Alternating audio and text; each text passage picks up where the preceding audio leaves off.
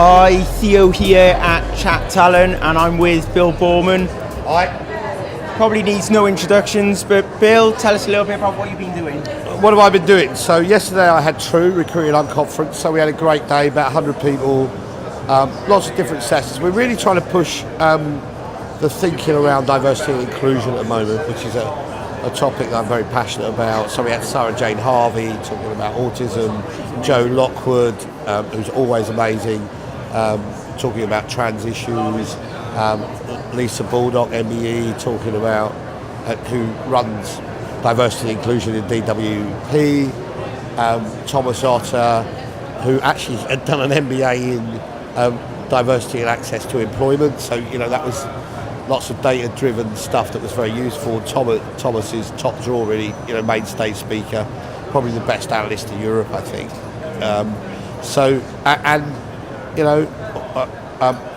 Alice Boorman talking about actually being Gen Y.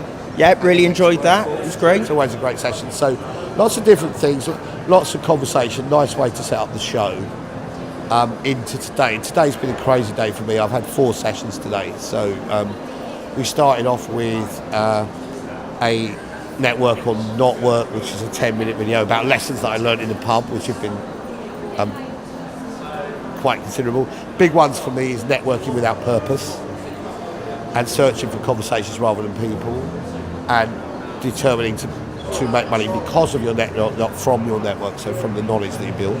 So that's kind of that was the first thing. The second thing was a diversity and inclusion panel, which I had Winston, who's in a wheelchair, about 2 foot tall, fantastic speaker, very good TEDx talker, Lisa Baldock, Joe Lockwood, again Frankie, my son, all talking about some really practical diversity and inclusion. I think a mixed feeling about it. It was a very successful session. It was really good. We had 75 people in there. My challenge is that I've got to think about is the 75 people were all diversity and inclusion officers, right? They're already people who are on the page. The people who, which is quite often the case when we're running D&I, it's people who are there whose job it is, going, we need to think about this. It's trying to figure out whether we do it as an all recruiting session in future with a heavy diversity bias, to say really, how do we reach the people who we want to reach, which is the people who are not turning up to the D&I session. So that was a big thing for me.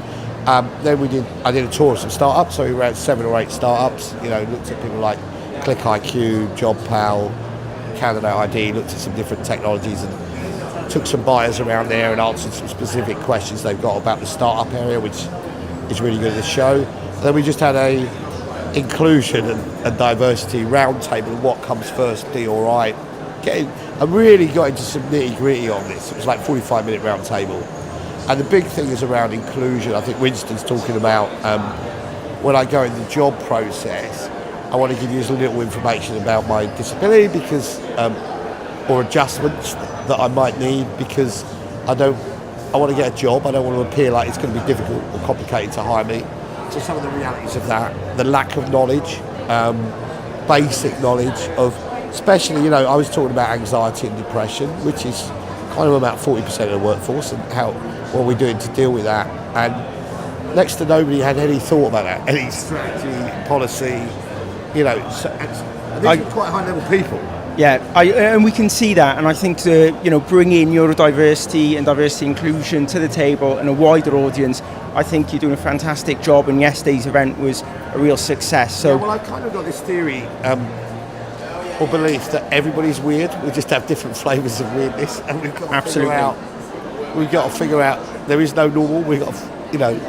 So we've got to make work and the job search accessible and open to everyone, and loads of things like, really, I'll conclude on it, but when we talk about neurodiversity, speaking with Sarah, the old-fashioned office of the pod cubicle that we've got rid of would have been perfect for her. Yes. Not be in a room. Whereas we've now gone, she's saying open plan office and stuff. Jesus, I don't want that. So one final thought, Bill, what do we need to consider? I think the biggest thing is knowledge, right? And I think the way we get that is not to have these formal programs and workshops and education, but bringing more people into the business from different groups like Agony Orty, like Winston, like Joe, to say, let's set up, and let's not make a big formal thing about it, let's set up times for you to talk to people. And I've said, the wider I've gone into different communities where I haven't been, the biggest takeaway I've had is these are normal people. Some of them are really good at their job, some of them are not good at their job, but it's not their disability that makes them good or bad. Absolutely, I fully agree, and I can really see momentum. So thanks very much, Bill. Great to see you as always. Great to see you again. And enjoy Unleashed. Thanks.